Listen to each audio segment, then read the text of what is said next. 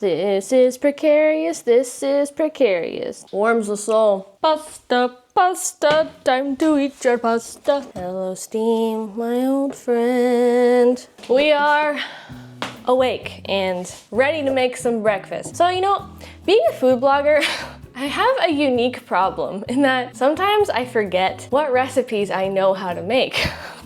I'm not kidding. Sometimes I'm just like paralyzed by like, I have no idea what to make for XYZ meal. And I literally have to go to my own website and like refer to my own recipes to like, oh yeah, I know how to make that. Here I'm literally scrolling on my laptop.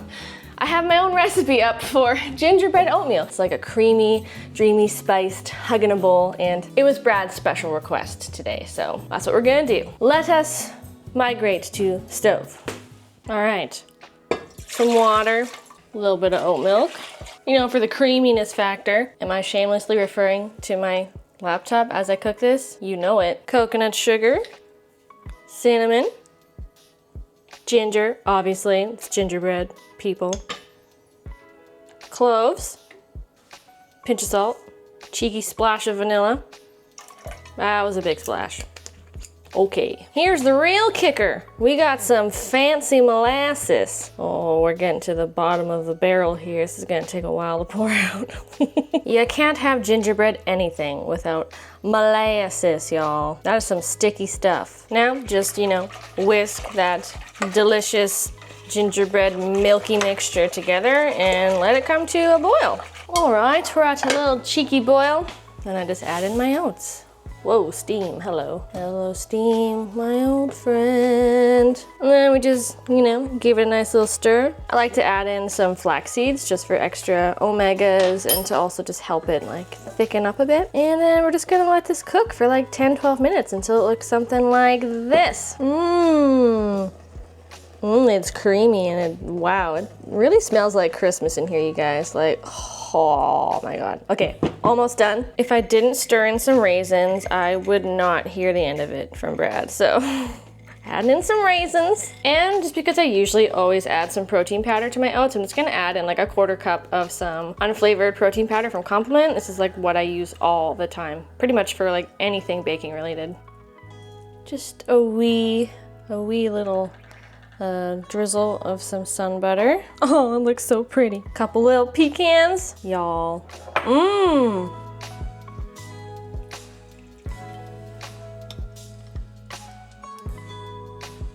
It has been a minute since I've made gingerbread oatmeal.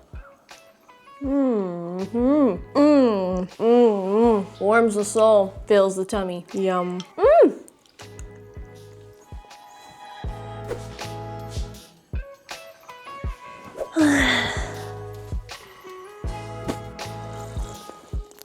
There's just nothing like the first sip of a cup of coffee or the second sip. There's someone on their patio dancing. I swear to God, turn on my camera to film and my neighbor across from me is like straight up doing like some hardcore dancing on their patio. I'm not gonna film them because that would be mean and I do not have their consent to put them on YouTube. But anyway, hey guys, welcome to today.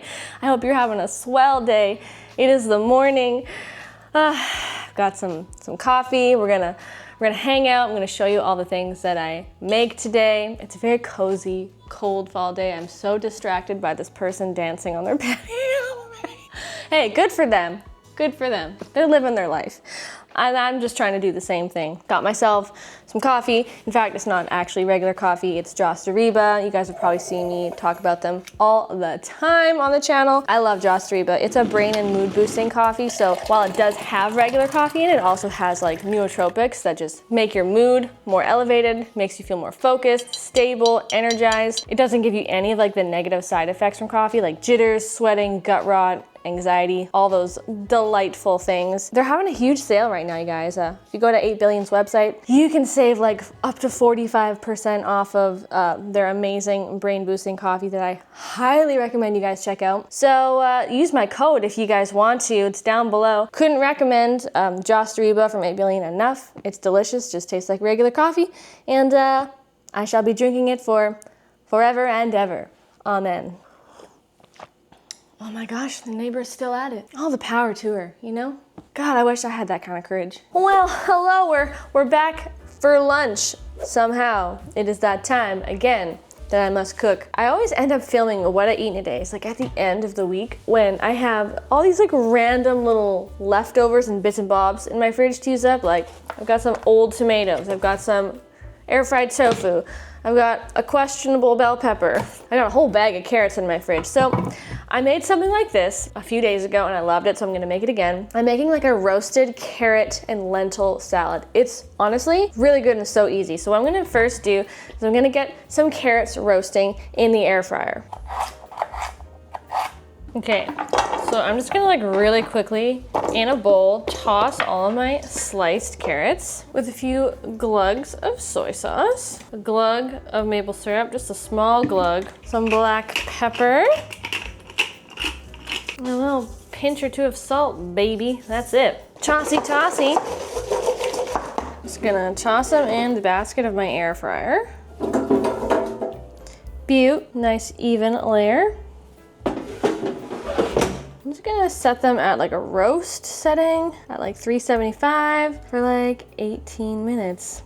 Nope, that's 19. There we go. Bye. And now I've just got a can of lentils, just a good old cheapo can of lentils. I'm gonna go rinse and drain it. And then all I'm gonna do is dump them in a little pot. And here's the kicker. The seasonings are so insanely silly easy. A little, like a tiny drizzle of some balsamic vinegar. This adds like a lot of really good flavor. Tangy sweetness, some smoked paprika. Whoa, that was a lot of smoked paprika. That's fine. A little touch of some ground ginger. It adds like this really nice warmth. Some garlic powder. And a little pinch of salt. Give it a wee stir. Get all those spices kind of blended in there. Now we're just gonna pop a lid on her, let her heat through over like medium heat, medium low for like 10 minutes until the carrots are done. And while I wait for everything else to cook, I'm just gonna slice up whatever veggies I can scrounge. And now we just decorate the salad with all the things. Kind of almost looks like a little Christmas wreath at the end of it. With all the little, you know, decorations and little dingle dongles and whatever. Got some olives in there, some pumpkin seeds, some cranny bees. Is it the most beautiful salad I've ever made? I don't know, but it's like beautiful tasting, I'm pretty sure.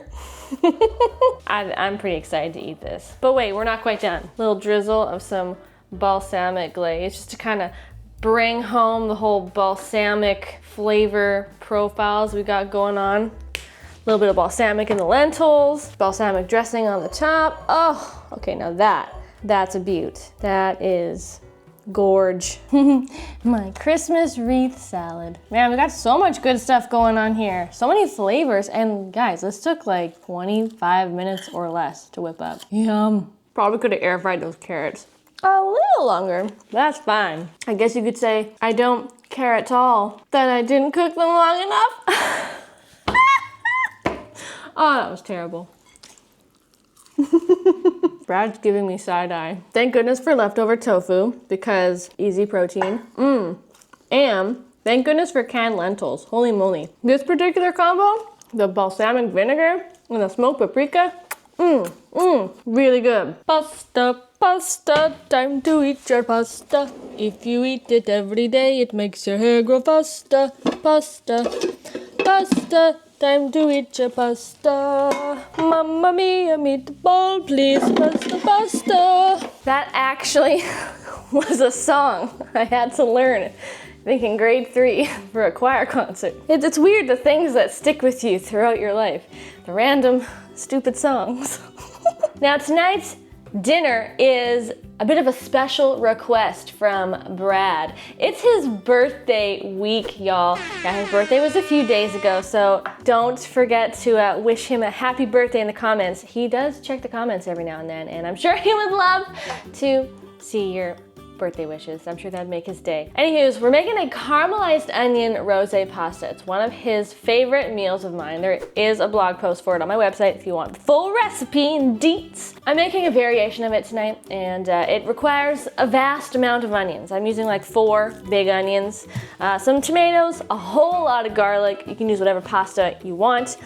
And then to make a creamy sauce, I'm using coconut milk. And it all comes together really easy. It's so simple to make. Just to make prep go nice and easy, I'm gonna be slicing all of my onions with a food processor just into nice thin slices. It helps them to caramelize better, increases the surface area in the pan. So I like to just use my slicing blade on my food processor. And then once I empty that out, I will take all of my garlic and I like to just kind of blitz it up in the food processor as well. I add that in a little bit later, but I like to just get it all chopped out of the way first. Wow, that's a lot of garlic. Get some olive oil heating up next in a pretty large, wide bottomed frying pan like this. This one's like perfect for caramelizing a lot of onions. In she goes. Ooh, yeah. Now this looks like a lot of onions because it is. It's a lot of onions. This is like an absurd, an inordinate amount of onions. And it's not gonna remain this big for long. As it cooks and sautés, these onions are definitely going to shrink in volume quite a bit. Now honestly, I like to let my onions caramelize for a long time, like 15 to 20 minutes at least, so they get really nice and brown. I like to season them as I go. Add a couple pinches of salt, some black pepper. Oh, of course my pepper mill is empty.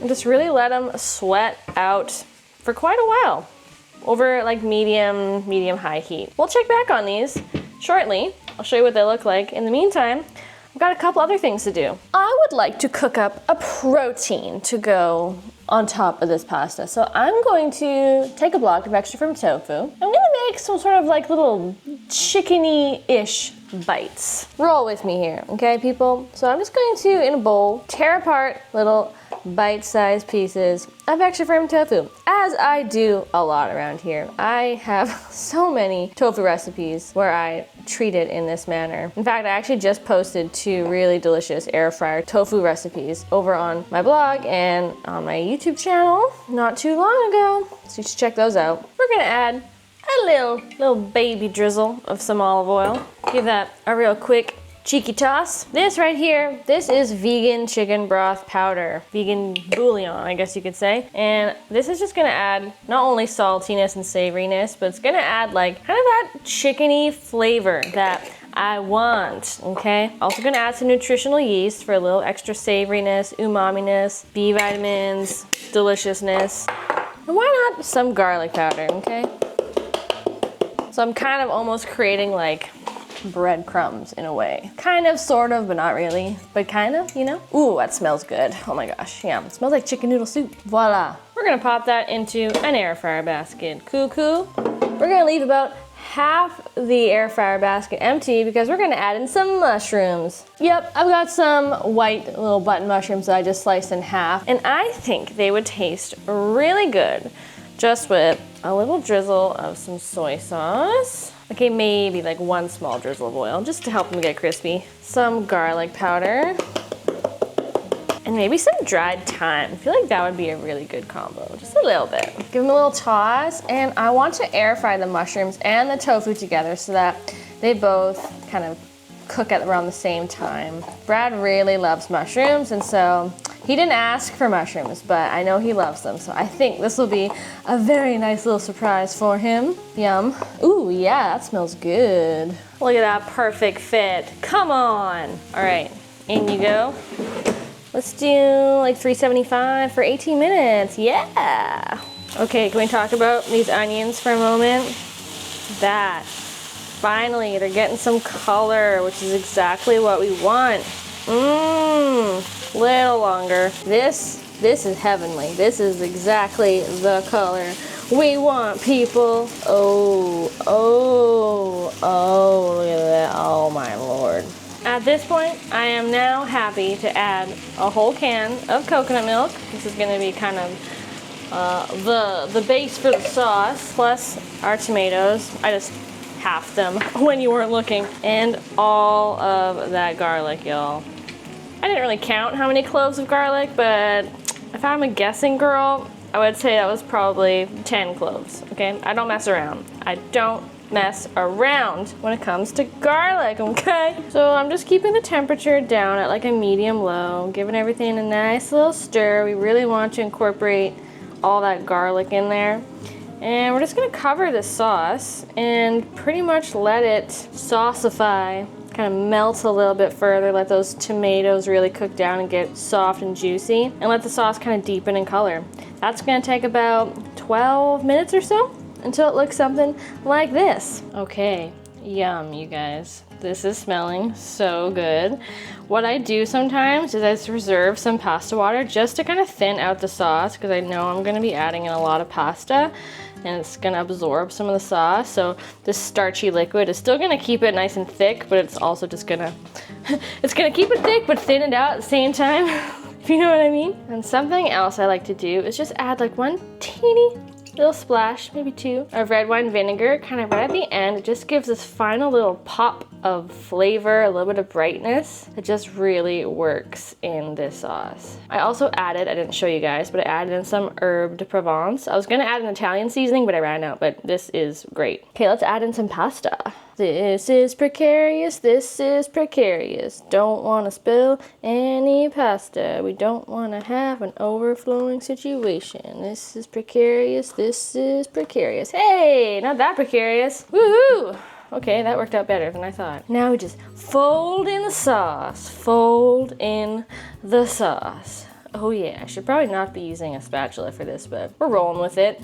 It is what it is. Okay, I get it. You might be looking at this and just, you know, all you see is a sea of beige. I get it. I get it. You might not think it looks like much, but you're wrong, okay? You're just wrong. This smells incredible. Oh my sweet Lord. All right, y'all. Are we in love with this impeccable bowl of pasta? Come on, like, this is incredible. I have outdone myself, you know? I've made some pretty good meals today, but I mean, I think this one takes the cake. And of course, we're going to garnish it like a Michelin-starred restaurant with some fresh homegrown basil. Boom, yep. Wouldn't be a delicious pasta dinner if we didn't have some nice red wine to go with it. Mmm, what is this? It's a Pinot Noir. Yep, Mission Hill Pinot Noir.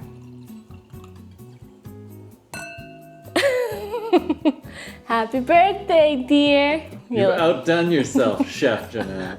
Oh, that's the greatest, that's the greatest gift. Is to know that I make good food for my man. Cheers to great food. Cheers. And getting older together. Mm-hmm. So old. All right, I gotta try out this pasta. Brad's already like halfway done. I just sat down. Of course it's delicious. Why wouldn't it be delicious? All that garlic, all those onions. Those mushrooms are good. Oh my God, this is so good. I have to give it to myself. This is a total banger. Wow, I love pasta. That's a wrap. No dear, that's a pasta.